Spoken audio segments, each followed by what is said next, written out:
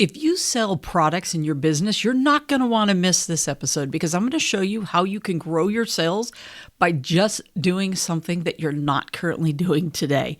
Hey, Badass Business Owners, my name is Tammy and I'm here to help you grow your business, but more importantly, grow those profits.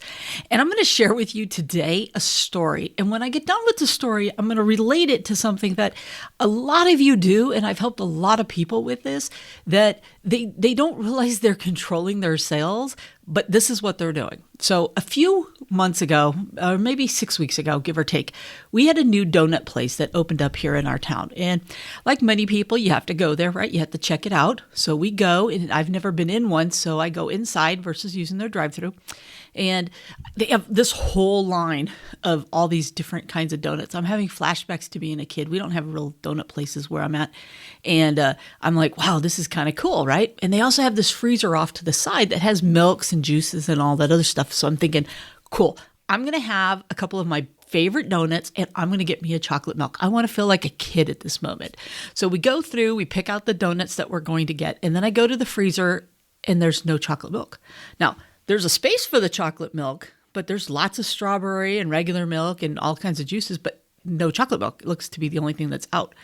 And I'm like, okay, it's just opening. People really want the same kind of feeling I do, so they're buying the chocolate milk. Okay, fine, whatever. So I go back a couple of weeks later and I actually go through the drive-thru and I'm taking my mom and we go through and we order a donut and I'm like, Mom, you want a chocolate milk? And she goes, yeah, so let's get a chocolate milk. So we order a chocolate milk. And they give us so they give us the donuts, but they give us this white container that says chocolate milk, but it's organic and it's so not the chocolate milk that they had inside. And I'm like, what the heck? And I'm like, all right, it's chocolate milk. How bad can you screw up chocolate milk? Well, first off, you can really screw it up. It was probably the worst chocolate milk I've ever drank in my entire life, nor did they let us know that we would be getting this chocolate milk versus the original one. So I'm like, okay, so right now I'm already not a fan. I like the donuts, but I'm not a fan of the way that it's going with this whole chocolate milk experience. Well, because now I'm stubborn, right? I go back a week later and go inside, taking someone else this time. We get a donut, and guess what they're out of stock on? Chocolate milk. They still don't have any chocolate milk. So then yesterday I thought I would be smart, go through, and I get to the drive-thru this time and I order chocolate milk and I'm like, look, I don't want that white container, that disgusting organic chocolate milk. I want the actual Shamrock chocolate milk that you guys have on your shelf in your case. Oh, I'm sorry, we don't have any chocolate milk. Okay, you're 4 for 4 over the course of 6 weeks, no chocolate milk. Now, how does this relate to you? One, let's think about this. First off, you have a customer, being me, that is like so frustrated that if I'm frustrated over this milk and I shouldn't have to be, right? I have to decide, do I want to continue to use this establishment or not? Now, I like the donuts. They're okay. So if I'm craving a donut, I'm probably going to go, but it's not going to be the right experience because the odds are strong they're not going to have the chocolate milk. And I'm going to be like, well, okay, it's so my level of satisfaction is not going to hit the 10 out of 10 because the odds are you're going to let me down and you're not going to have the chocolate milk. But here's where the lesson comes in. A lot of times businesses are guilty of selling what they have. And what they do is they blame it on the ordering system. So let me explain using this chocolate milk. Let's say that this chocolate milk comes in packs of 12. And so what they do, the business owner orders their milk, right? Milk is perishable, so they must order it at least weekly, right? To be able to go through this. So let's say they order 12. Well, the minute the 12 hit the shelf, the 12 are gone, right? The strawberry are there because they're ordering the same amount of each. The chocolate milk's gone because that's the most popular, but yet the other ones still remain. So there's a chance they might be throwing away some of that other milk. We don't know, but that could be a loss. But there's also a loss in sales because they don't have enough chocolate milk. Because let's just say the chocolate milk's $2.50 and the next 10 people that come in don't get their chocolate milk, there's $25 that the business no longer has, nor the profit that goes along with it. Now, what happens is it's where we limit our sales because we don't even know what the potential is. This business, as of today, has no clue what the potential sales are on their chocolate milk. And what they need to do is at minimum double their order. And then more than likely, they probably need to triple or even 5 times that order. They never will know. And what happens is they limit the sales that they could possibly do. And had they made a bigger order of chocolate milk, they would do it. And you see this every time you go shopping. So let's just say you go to a convenience store, the donut shop, Home Depot. That's where I learned the lesson, or any kind of establishment. If something's always out of stock, it's one of two reasons. Either the manufacturer doesn't have it, but more than likely it's because the business never orders enough. They're controlling their sales. It's like they've got a thermostat on that says, I'll only sell this much. I'm not going to sell any more than that. And they don't do it. And a lot of times what I find is people blame the order. Well, I have a $250 minimum and I can't make it. I have to up everything in order to make the minimum. No. This is what we call an A seller. It's your best seller. I'd rather see you make a $250 order on something you're guaranteed to sell versus you spending money on something that's going to take you months and months, if not years, to sell. And a lot of times what happens is people bump up the stuff that doesn't sell just to make the order. And what the reality is you should be bumping up the items that you're guaranteed to sell because you want turns, right? You need to move that inventory. You need to get through it. So in this case, if they are buying, let's say, white milk, strawberry milk, and chocolate milk, I would say 3/4 of that order probably should be chocolate milk with, white milk and then a small portion to be the strawberry. Now, is that too off? I don't know. I don't know what they could sell. But until they try something, they're never going to know. Let's just say they could sell probably 25 more chocolate milks at that $250. They're leaving what, 60, 65? I'm not doing the math in advance, but why would you continue to leave that money? Because when you multiply that by 52 weeks out of the year, that could add up to some serious money.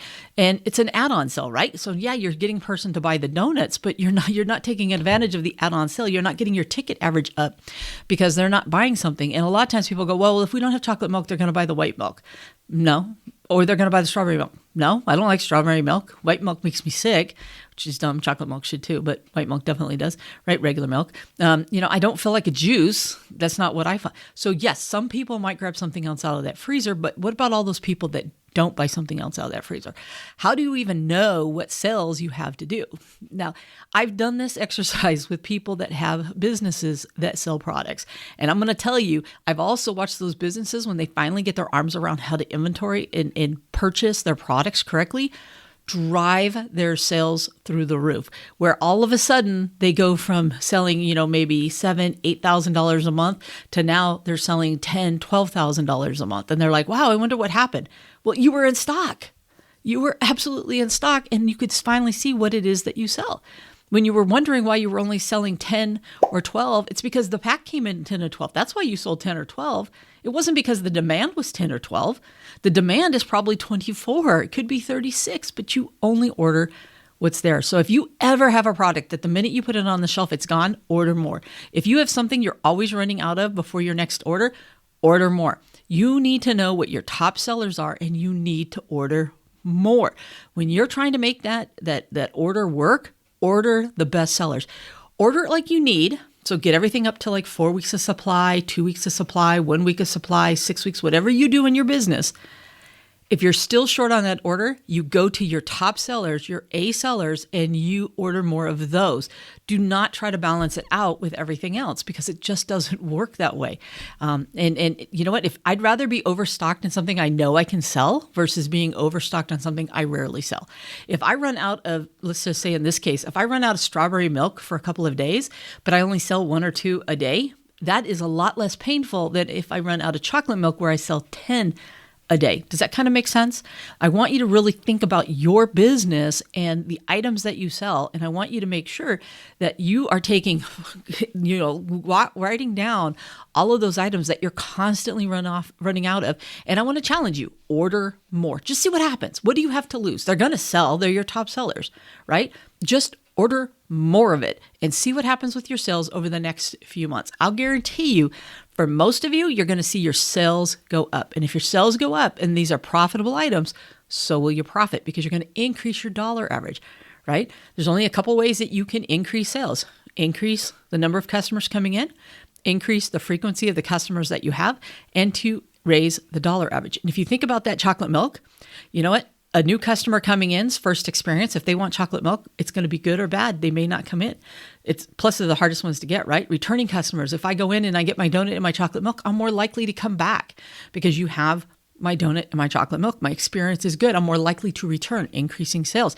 Add on, instead of me spending $3, $4 on donuts, I'm now going to be spending $6, $7 because I'm going to throw the milk on there. You see how it's a win just by being in stock? That's how you need to be looking at your business. So I want to challenge each and every one of you. If you sell products, are you in stock? And if you're not in stock, I want you to go investigate why. I want you to make sure that you order more of your best sellers. If you have to make a minimum, order more of the best sellers. I promise you, you will make more money. So get out there, go check your inventory, go get your sales increased by being in stock of your best sellers. All right. If you want to learn more stuff, check this stuff out over here, and I will talk to you next time. Bye for now.